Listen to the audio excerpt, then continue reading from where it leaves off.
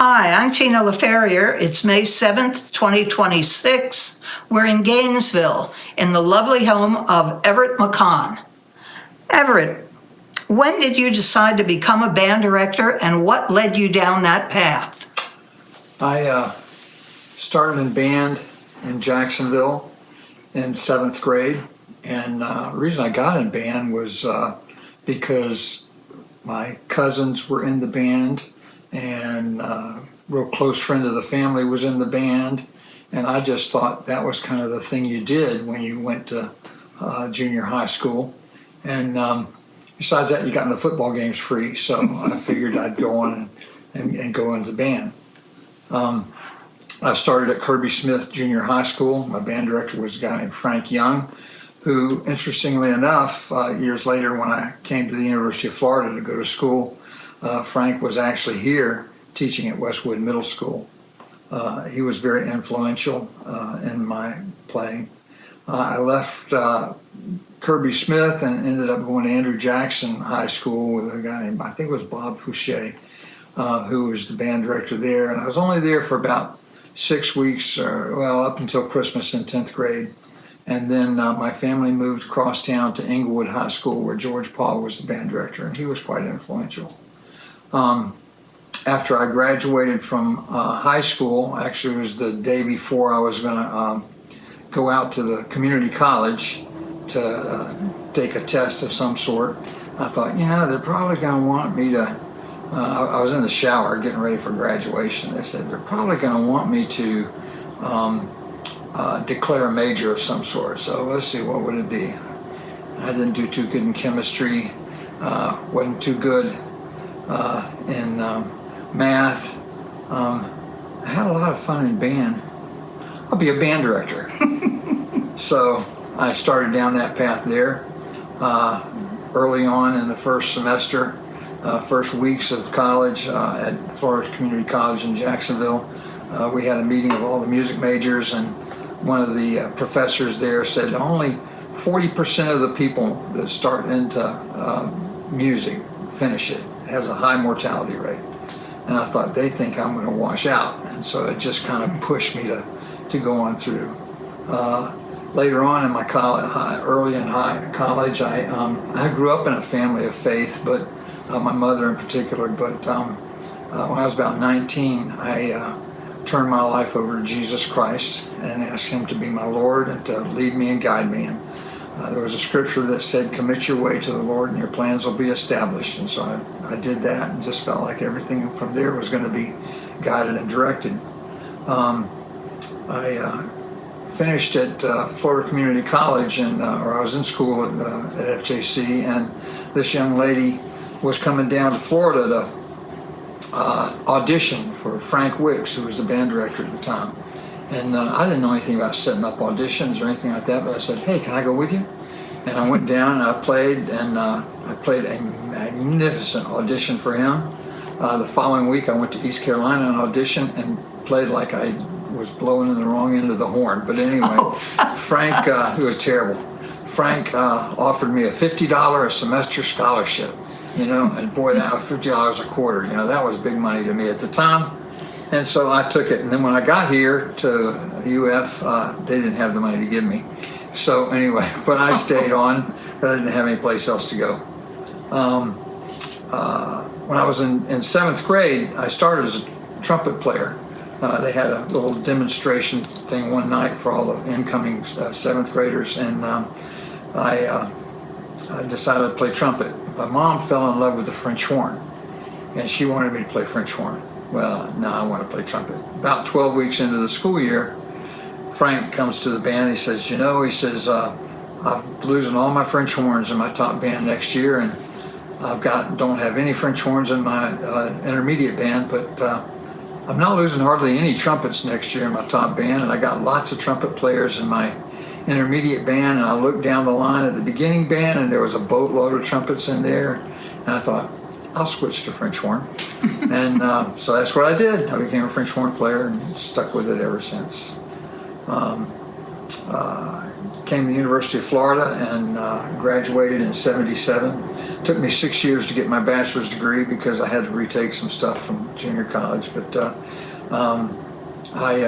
my senior year, I was principal horn there. Had the opportunity to be directed by William Ravelli and Arnold Gabriel and stuff, a few other guys like that. Who was the guy that did America the Beautiful, the arrangement? Carmen Dragon. Yeah, he actually came and directed us one time. So influenced by those guys. I think one of the pivotal moments for me when I was in junior college was when I came to my first FBA event. And it was the FMEA convention. It was in Daytona at the time. And they had an all-state junior college band. And Clifton Williams was the director. And up to that point, this was at the end of the first semester of college, up to that point I was kind of iffy about, did I really want to be a band director, or do I really want to go through music? And I went to that FMEA thing, and boy, it just lit my fire. And that was a pivotal moment for me at that point. I'm kind of digressing. Graduated in '77 from the University of Florida. My first job was at PK Young Developmental Research School, and I followed a guy named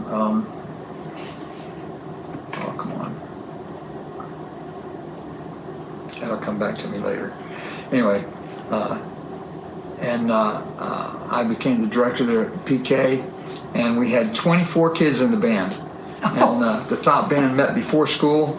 Of those 24 kids, 8 of them were percussion. Had no tuba player. Early in the year, I converted a trumpet player who was wearing braces into tuba. So by the time we went to concert in PA, I had somebody. And I really focused a lot on that first show because I felt like, by the end, I got there 2 weeks before our first football game, and I said, man, in 2 weeks, everybody's going to know, they're going to make a decision about what kind of band director I'm going to be. And so I really worked hard with my little 24 players. The closest thing I had to a tuba was a bari sax player. And worked hard to do our first show. And we did it, and it was moderately successful. Went on from there. The band built. I was at PK for 3 years. Had, I think it was like 65 kids in the band before I left. I did have an experience I probably would like to tell you right now about. My first year at PK, I had five clarinet players, and 3 of them were 7th graders. And then there was a 10th grader and an 11th grader. And the first year player, and after I auditioned them all, ended up being one of my 7th graders. He was this little black kid. And he was kind of short and kind of chubby, and when he marched, his knees bumped together. And but he was real sweet, real energetic, he was very, very serious about his music and about doing well and all that kind of stuff. And he played very, very well. At the end of that year, he went away. All the kids went, over the summer. And when we came back in the fall, in walks this tall, lean, good-looking young black youth, and I thought, wow, what happened to you? And it was that little short fella I'd had the year before, and he'd gone through some puberty. His voice had dropped a little bit and everything, but we were walking out one morning to marching band practice, and he walks up to me and says, Mr. McConn, I would like to audition for drum major next year.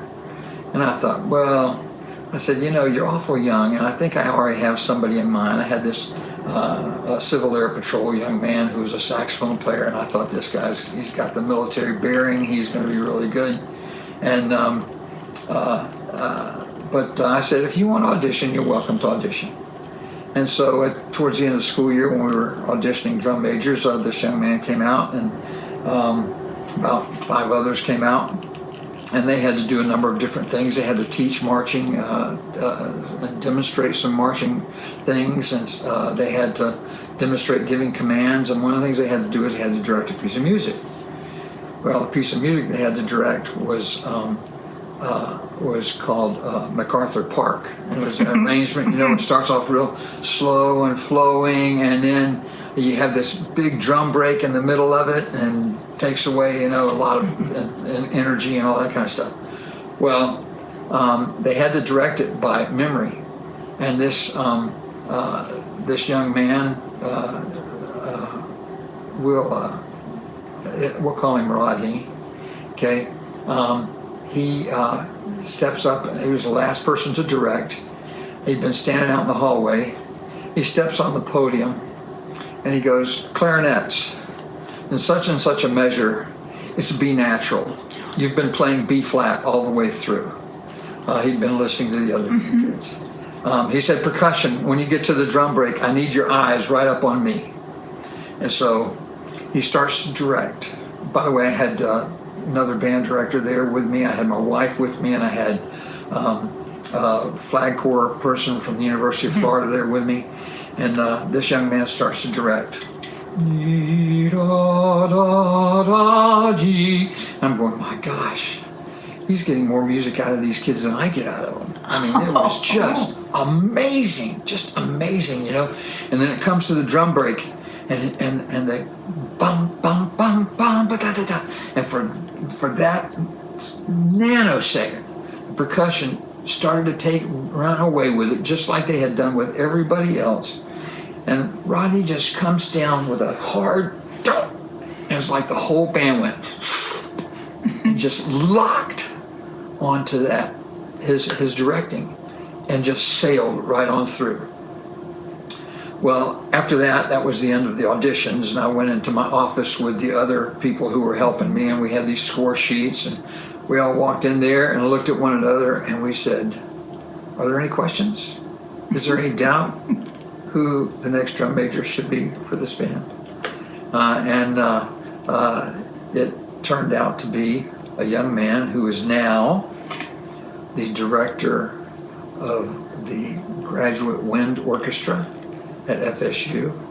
Oh my! And the graduate conducting and the head of the graduate conducting program at FSU, Dr. Rodney Dorsey. And wow! Every time I tell that story, almost I get choked up just thinking about what he did, and how much he progressed. He went on. I think in his 9th grade year, he was also. They used to have an all-state marching band that met in the summer, and he became one of the drum majors for that. I think they may have used 2 drum majors, if I'm not mistaken, and he was one of the drum majors for that. And just he had a great experience there.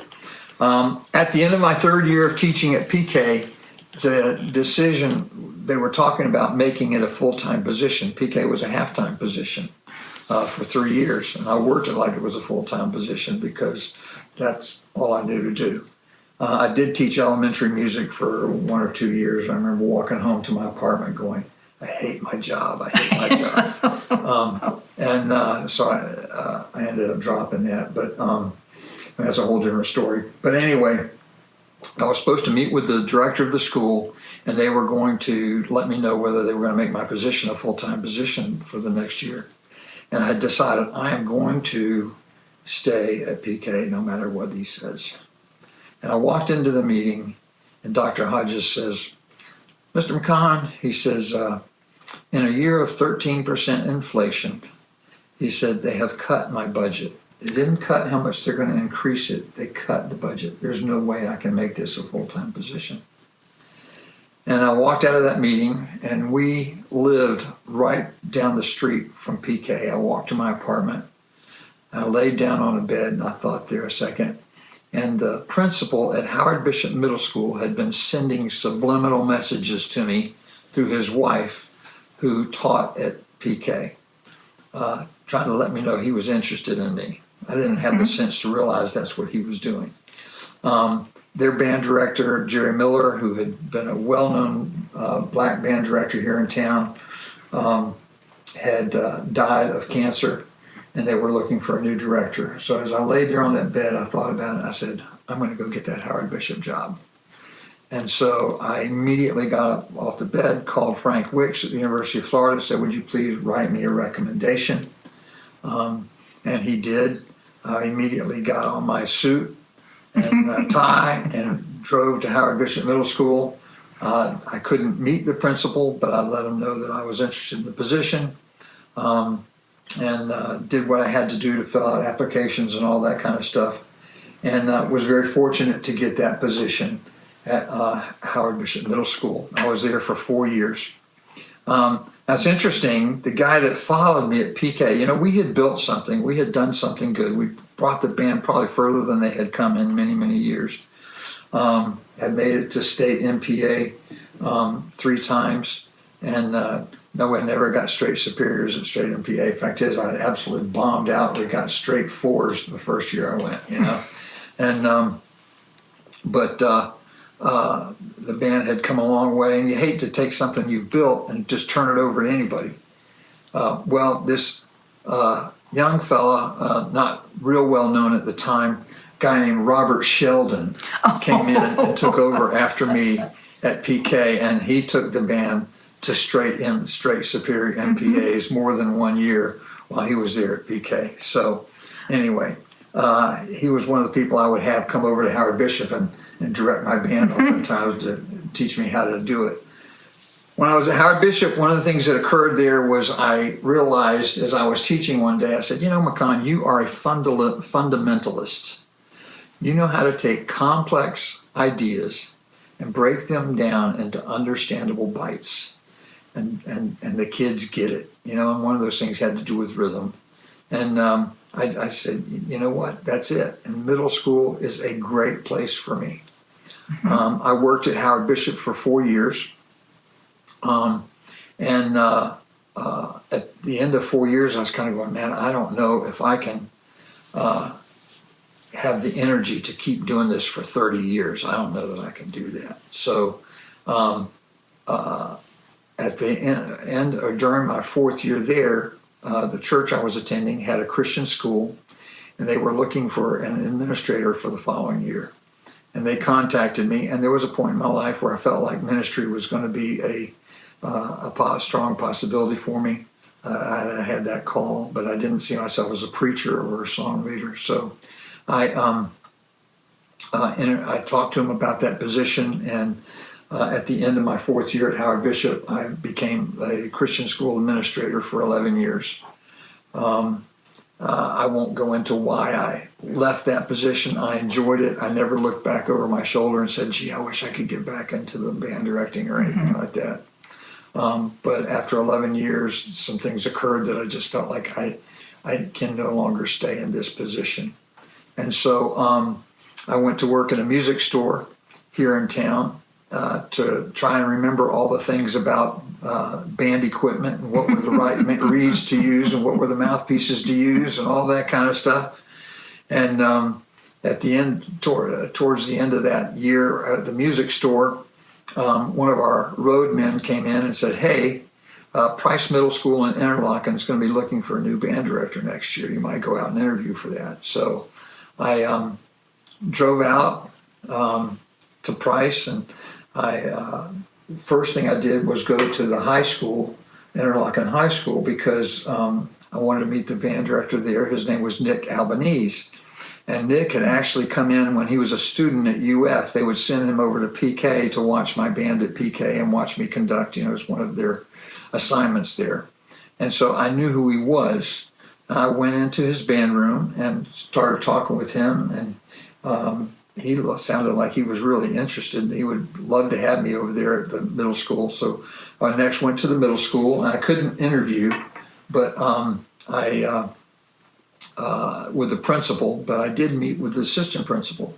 And she said, I can't officially interview you because you haven't applied for this position through the county. So we had a good discussion, and she allowed me to walk around the school and just see what the school was like, what the flavor of it was like. She actually took me into the band room while they were having class. And I'm told later, after I got the position there, that the band director who was there turned to the students and said, "That's going to be your next band director." Oh, So anyway, I was at Price Middle School for 3 years. Again, they had not been to an FBA meeting, FBA festival or NPA for at least 10 years. And so I went there, and our first year at MPA, we got straight twos. And it crushed me. I thought the magic is gone because I had never made less than a superior at PK or at Howard Bishop, except for when I took PK to the state MPA. But at districts, we always made straight superiors. So I thought the magic's gone. But it really wasn't, it just took work. I had to build a culture. And I guess, if you want to talk about things for young people, is you just have to keep in mind, no matter what situation you're going into, you have to build the culture. You kind of have to change the culture. John Summerall, the new coach at the University of Florida, that's what he talks about. It's building culture here. And so that's what we did. And the next 2 years, we went to NPA. We got straight ones and had a very successful year. The program was up and coming, and I had these goals of making Interlochen the Interlochen of the South. And we had Nick Albanese was about as good a small school director as you could possibly find. I couldn't believe how beautiful the music was they made. And they had great elementary schools. The elementary school in Interlochen was a model elementary school, for the state. So I just thought, we can really do this. Well, at the end of my third year, during the summer, I was moving a friend of mine from Gainesville to Jacksonville. And my son, 15-year-old son, was in the truck with me. And he says, "Dad," he says, "it seems to me if you're going to work in Interlochen, you need to move to Interlochen," because I was traveling 50 miles a day every morning to go out to Interlochen. He said, "But if you're going to live in Gainesville, you need to get a job in Gainesville. And the sooner you do it, the better." So I thought about that, and interestingly enough, about 2 weeks later, I got a phone call from this kid who had been in my band at Howard Bishop Middle School. He came in the band as a sixth grader, playing saxophone. And he squeaked and he squawked on it. And I went to him one day and I said, "Larry," I said, his name was Larry Rentz. I said, "Larry," I said, some people are cut out to be musicians, and some people are cut out to be mathematicians, and some people are cut out to be artists. And Larry, I'm going to have your mom transfer you to art. And he's looked up, Mr. McConn, "No, please, I don't want to be in art. I want to be in band." And I could just, his eyes were so pleading, and it was a little energetic guy, and just a ball of energy. And I said, "Okay, Larry." But I said, "I'm not listening to that saxophone for one more day. If you're going to stay in band, you're going to play tuba. And I'm going to put you back here in this room, and I'll work with you about 5 minutes a day because you're not caught up with the rest of the band yet. And ultimately, we'll move you into the rest of the class." I think it was more commentary on my inability to teach saxophone than was his inability to learn it. But nevertheless, he went through middle school, was my best tuba player for 3 years, went to Gainesville High School under Martha Stark, went to Florida A&M, graduated from Florida A&M, got his degree as a band director, and became the band director at Fort Clarke Middle School.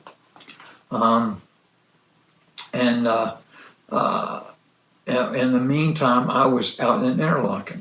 Well, about 2 weeks after my son had said, "Hey, Dad, you need to do one or the other," I get a phone call from Larry, and Larry says, "Mr. McConn," he'd been there about 4 years. He'd been away on a year's leave of absence with the military. He said, "Mr. McConn, I'm going to be leaving Fort Clarke to go to a high school. I'd really appreciate it if you'd seriously consider coming to take Fort Clarke." So the kid I tried to throw out of band is the guy that got me my job that I worked at for the next 25 years. And he had to literally lobby for me to get the position because I was 45 years old, and the principal thought I might be too old and not have enough energy to be a middle school band director. But I owe Larry an awful lot. He actually came and conducted on my last concert. He did take the East Side High School job, and then he went back into the Air Force full-time, or Army rather. He'll kill me for saying that. He went back full-time into the Army because he couldn't afford to keep his wife and pay for his family bills and all that kind of stuff. So that's how I ended up at Fort Clarke, and I was there for 25 years and had wonderful years. Challenges I've encountered, I think I've already told you about those basically, and where I began my career. Pivotal moments, when I went to FMEA the very first time, when I realized that, hey, I'm a fundamentalist. I need to teach fundamentals. That's what I do, and I do well. My encounter with Frank Wicks, I probably learned most of what I knew about being a band director most of the time, until I learned a lot of stuff just by plain experience. Most of the stuff I learned going into it that prepared me for it were from classes I took with Frank Wicks, who was at the University of Florida at the time and later went to LSU.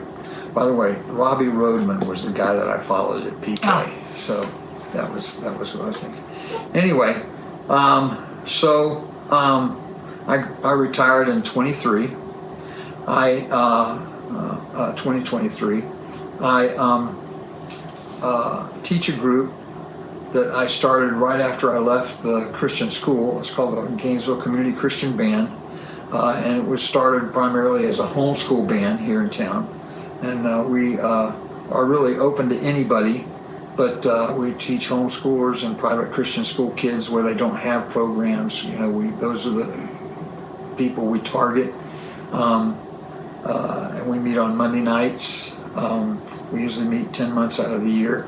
I now have an assistant who works with me, and he usually works during the summer with them and takes them through summer bands. He's the band director out of Windsor, a little church on the east side out east of Gainesville. And then in addition to that, I substitute in some of the middle schools around town. I'm on the substitute list, and I'll work with some of those schools when the band directors are out, because there aren't any really music substitutes in town. And I enjoy doing that. I enjoy my community Christian band. It's a place where I'm allowed to share my faith as well as openly. I think the thing about band is I never looked at band because I have this great love of music. I love kids, and I loved working with kids, and band was a medium that I could use to get to kids and to teach them about life and about being decent human beings, and helping them through some of the difficult times in their lives. Do I love music? I do love music. I am a musician. It's taken me a long time to realize that. But it was, it's an avenue that I've always worked because I love the kids. I have had a little bit of a fear of failure, and so it has always driven me to work hard and be the best that I could be. I probably did not bring enough people into my band room early enough in the process, because I was concerned about what they would think about me, and that's terrible reasoning behind it. The more people you can get in there to help you, the better off you are. I like the emphasis that's been on that in the last 15 or 20 years. Well, we only have a few minutes left, so is there some bit of advice you'd like to give? That's what I was going to give now. All right. I appreciate you sharing that, saying that. I've told enough stories. The advice I would give is keep in mind that a student's value is not measured by what they can contribute to your band. Okay? Students are not there for the band. The band is there for the students. And it's there to build them up, to support them, to encourage them. That doesn't mean we don't demand and require excellence. We do, okay? But we do that because it's something that students will need in the rest of their lives to be the best that they can be. So that would be one of the things that I would say. Let's see. The other thing is do not let kindness and truth depart from you. You can be very truthful. You can say hard things when they're said with kindness, and when the kids know that, hey, he has my best interest in mind. And the other thing is that contributed to my success is I just worked hard. I worked really, really, really hard. During the last 25 years at Fort Clarke, I was able to have three of my children go through the band with me. My daughter Amy was an all-state clarinet player for 4 years. My daughter Susanna was an all-state flute player in her 8th grade year. My son Patrick was an all-state player 1 year. And that was a wonderful time. My wife and I have been married for 49 years, and in 3 months it'll be 50. We'll hit our 50th. And she has been a steadfast helper with me. 1 year I had nobody to instruct my guard when I was at PK. And I came down and all the girls were sitting on a bench watching the rest of the students drive by, talking about their boyfriends and what they were wearing to school and dating. And I went home and I said, Polly, get down there and teach them. She had never done guard in her life. She would go down and she would say, okay, do this. Now do this. Now do this. And she has been a faithful support and steady support for me the entire time, and has been involved with me and all the way through. And I couldn't do it without her. And then lastly, my faith is definitely the key to my success. If there's anything good about me, it's what has been done in me through my faith and my relationship with the Lord. Oh, what a lovely way to end the interview. Thank you so much for your time, your wisdom, your musicianship, and what you've given to the community. It's very important. I appreciate that. Congratulations, you are an FBA legacy. Thank you.